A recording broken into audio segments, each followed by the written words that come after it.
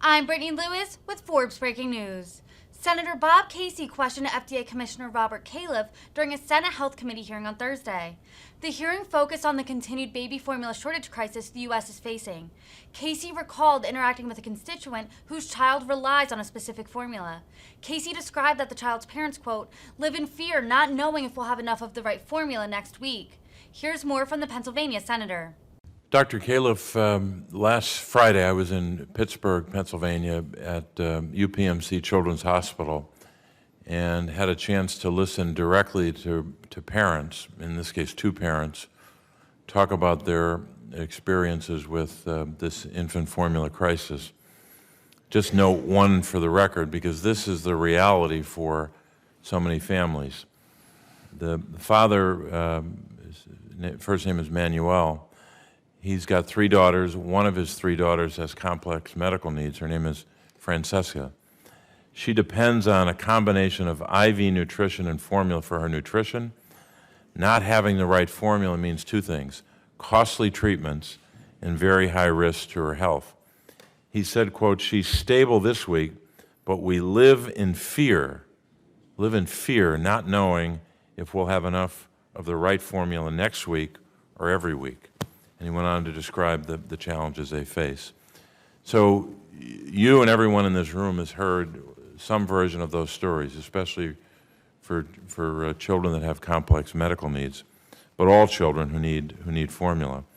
I don't think there's any question that when Senator Murray and others have pointed to that timeline between, in your testimony, September 20th, when the FDA learned of a Coronabacter infection at the Sturgis plant, that time lag between September and then when the inspection was done and other actions were taken, you haven't provided a good answer for that.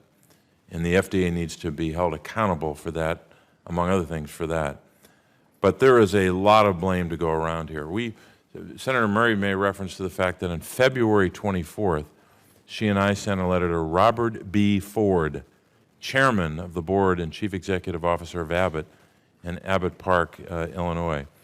This is a February 24th letter from the chairman of a Senate committee, the Health, Education, Labor, Pensions Committee, Senator Murray, and we have not gotten the information that we asked for in that letter. I know they've provided some, but it is totally, in terms of a response, totally inadequate, especially in light of the findings that you have in your testimony on page 2, about the evidence of contamination. So this is a contamination problem for sure.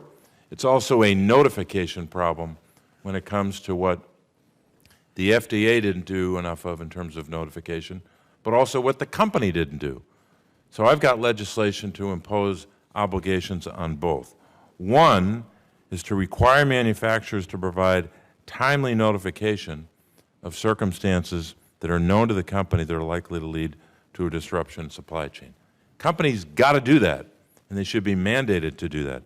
But the FDA also needs to expand and accelerate these notification requirements, and the FDA has got to work with these companies to provide that notification. I also think you should have more authority to request records in advance of or in lieu of an in-person inspection.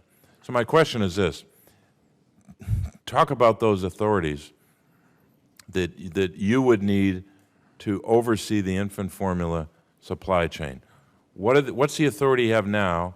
What are the blind spots or the defects that we should fix by way of legislation?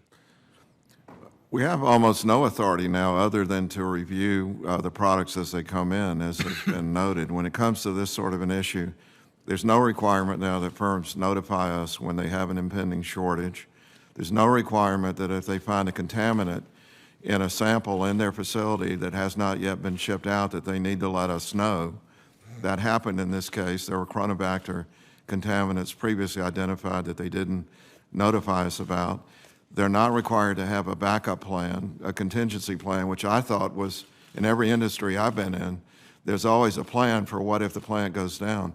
If that plant had been hit by a tornado instead of a quality problem, the same issue would be in front of us now.